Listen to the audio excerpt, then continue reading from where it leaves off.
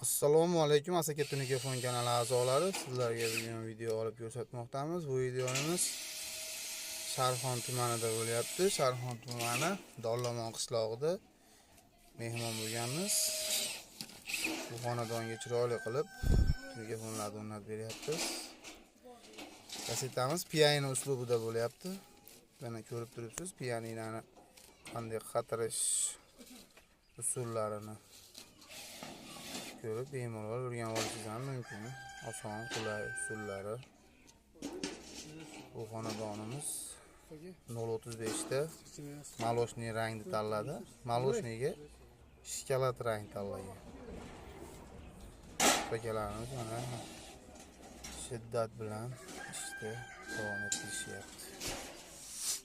Endi bu holatda o'sha mana zakotovka qilib olib chiqib qatirishyapti. Mana yaqiniga olib ketyapti.